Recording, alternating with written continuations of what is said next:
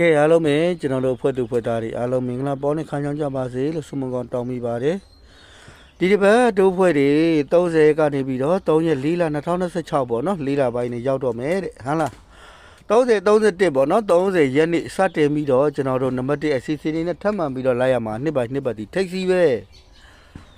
အဲ့တော့နေ့နဲ့ပတ်သက်လာရင်25ရက်24ရက်20နဲ့1ရက်ဆိုပြီးတော့3ကွက်ကျွန်တော်ချုပ်ထားပါတယ်24တစ်ကွက်ကိုတော်တော်လေးတော့ကြိုက်တယ်ပေါ့နော်လေးရဘယ်လာတယ်လဲဆိုလို့ရှိရင်ကျွန်တော်တို့ပြီးခဲ့တဲ့တောက်ကြနေ့ကဟာလာမနက်ခင်း55ညနေခင်း50နဲ့မှ8ဆိုပြီးတော့ကနန်း3လုံးတန်းခဲ့တယ်ပေါ့နော်3လုံးတန်းနေအလဲကျွန်တော်တို့ပူးဆိုပြီးတော့ဖြစ်ခဲ့တယ်ပေါ့နော်ခါလေအပူးဆိုပြီးတော့လေဖြစ်ခဲ့ပါတယ်တဲ့အဲ့ဒါကြောင့်မလို့ကျွန်တော်တို့ဒီတစ်ပတ်မှာလေးတစ်လုံးပြန်ပြီးတော့အားကောင်းနေတာလည်းဖြစ်ပါတယ်လေးအပြင်းပြေဆိုပြီးတော့ကျွန်တော်အဲ့ဒီမှာထည့်ပေးထားတယ်ပေါ့နော်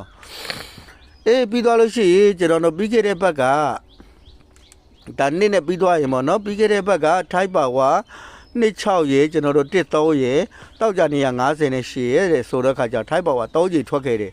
ထိုက်ပါဝါ3ချိန်ထွက်တဲ့အတွက်ကြောင့်မို့လို့ဒီတစ်ပတ် formula ကွေကြနဲ့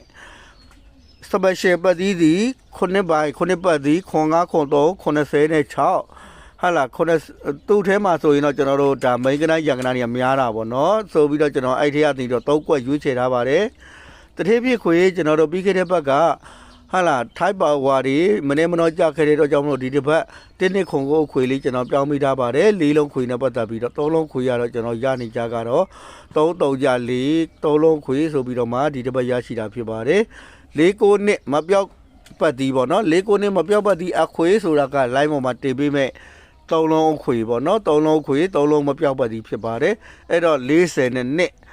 တော်တော်လေးကြိုက်တယ်ပေါ့နော်ကဲဟာလုံးပဲကျွန်တော်တို့ဒီ30ရက်နေ့ကိုနှစ်ထိပ်စီး25 24ပဲ21အရန်အားလုံးပဲထိုးပြီးတော့ကစားကြပါလို့เนาะအခွေတွေကတော့ကိုယ့်ဘာကိုမွေးကြเนาะအင်္ဂါဘုဒ္ဓဟူးမွေးပေါ့เนาะ